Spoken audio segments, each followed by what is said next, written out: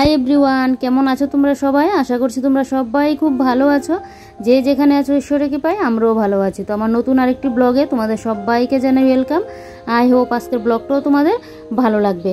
তো আজকে কিন্তু সকাল থেকে ব্লগ করছি না, কারণ তোমরা আবার ভাববে এই যে আমি বিছানাপত্র গুছাচ্ছি মনে হয় সকাল থেকে ব্লগ শুরু করে দিলাম।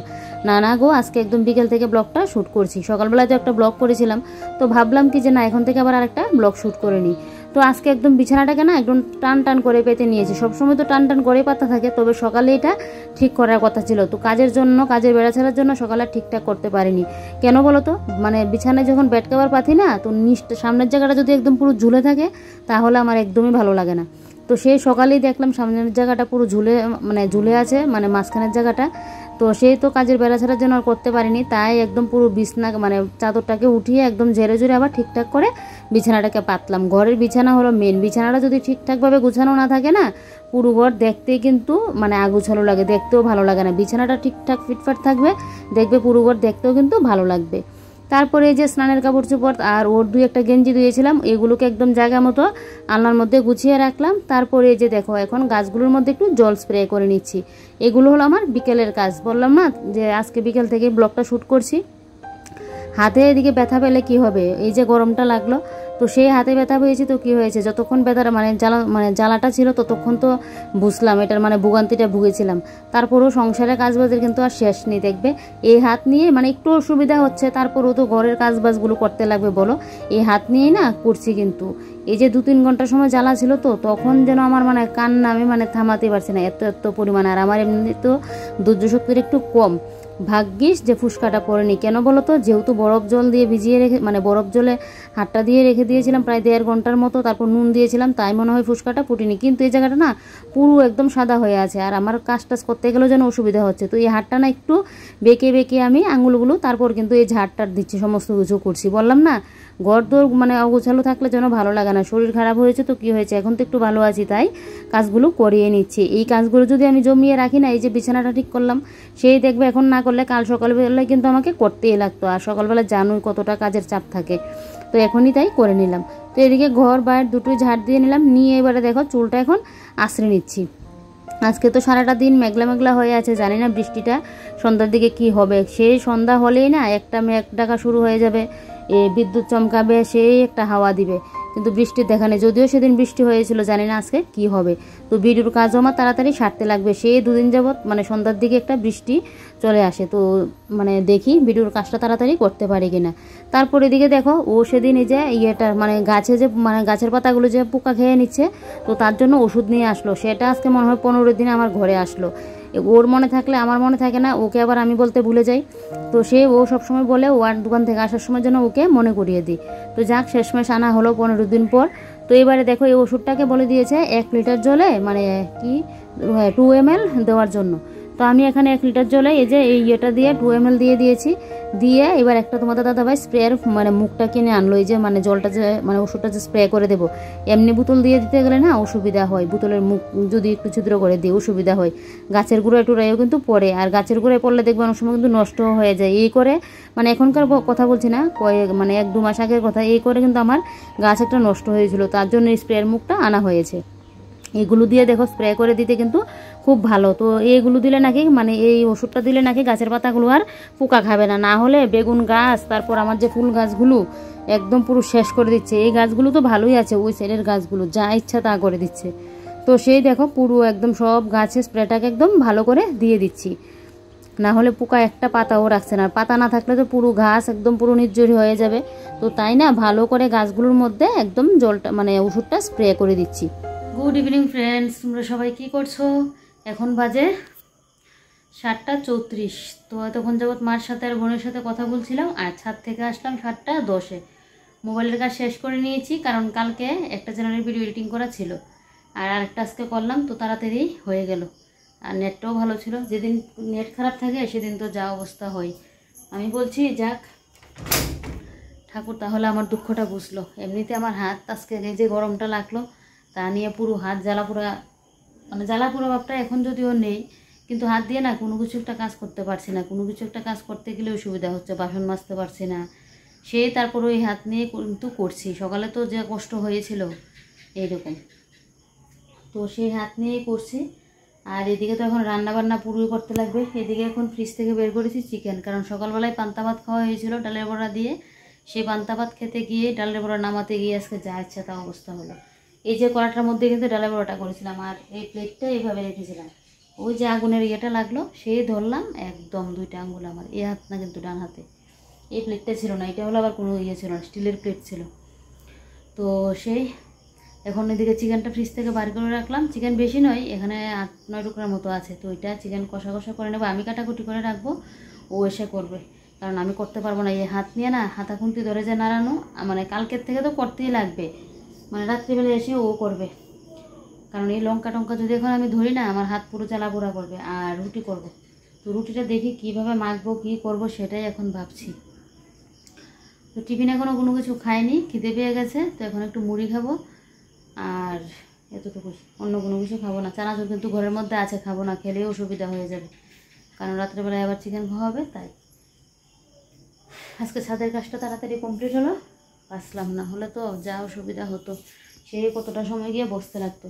আজকে ভেবেছিলাম এই যে লতিগুলো কেটে রাখবো, কিন্তু কিভাবে কাটবো বলো লতিগুলো, সেই হাত নিয়ে তো আমি পারবোই না কাটতে।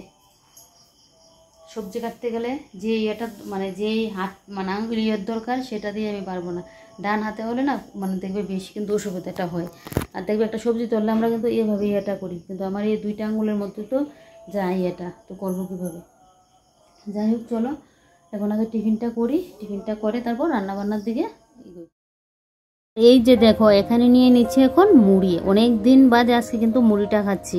আমার ঘরে মুড়ি সবসময় থাকে ঠিকই, কিন্তু মুড়ি খাওয়া খুব কমই হয়। ও মঙ্গলবার দিনকে বাড়িতে থাকলে তখন ও সন্ধ্যার দিকে বলবে ওকে টিফিনে মুড়ি দেওয়ার জন্য, মুড়ি ভেজে চানাচুর দিয়ে দেওয়ার জন্য, এই যে আদা কাঁচা লঙ্কা দিয়ে। তা আমি তো এভাবে খাই না। আর এদিকে দেখো আমার জন্য মুড়িটাকে একদম বুড়িন্দা দিয়ে মেখে নিয়েছি, মা পুজো দিয়েছিল আমার শাশুড়ি মা, তো প্রসাদ দিয়ে গেলো, এটা দিয়ে এখন খাচ্ছি। তারপর এদিকে দেখো এই যে এখন এদিকে রুটির ইয়েটা বসিয়ে দিলাম, মানে কাইটা তো আমার শাশুড়ি মাই করে দিচ্ছে। মা তো শুনলো সকালবেলা হাতের এরকম যে, আর আমি তো মাখতেও পারতাম না, কিভাবে মাখতাম, না হয় তোমাদের দাদা ভাই এসে এগুলো করতে হতো। তো আমার শাশুড়ি মা বলছে যে কাইটা করে মা বেলে দেবে, আমার আর বেলতে লাগবে না। এই যে হাতের মধ্যে ইয়েটা তোমাদের তো বললামই 2টা আঙ্গুলের মধ্যে, সেই আমার নাড়তে গেলেও তো এটা দিয়ে ইয়ে করতে হচ্ছে, মানে করছি ঠিকই কাজগুলো, কষ্ট হচ্ছে। আর এটাও ঠিকই মানে কষ্ট করে করতাম ঠিকই, তো মা বলছে করে দেবে, তো তাই তো মা এগুলো মানে কাইটা করে বেলে দিয়ে দিল। আর আমি এদিকে দেখো রুটিগুলো এখন সেঁকে নিচ্ছি। কি বলো তো, একা সংসার হলে অনেক সময় দেখবে হাতে বলো পায়ে বলো যতই শরীর খারাপ থাকুক না কেন, সংসারের কাজ বাজ এই যে রান্না বান্না এগুলো কিন্তু করতেই লাগে। রুটিও করে নিতে পারতাম ঠিকই, কিন্তু কষ্ট হতো। তো যাক, মা করাতে আমার কোনো অসুবিধা হয়নি।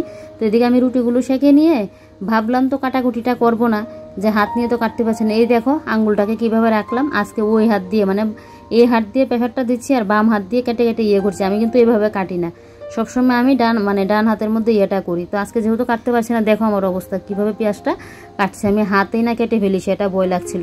কারণ ও কখন বাজার থেকে আসবে, তারপর কাটাকুটি করে বসাবে। তো ভাবলাম কি যে না, কষ্ট করে আমি কাটাকুটিটা করে রাখি। তো এদিকে দেখো পেঁয়াজ রসুন সমস্ত কিছু এখন কেটে নেবে।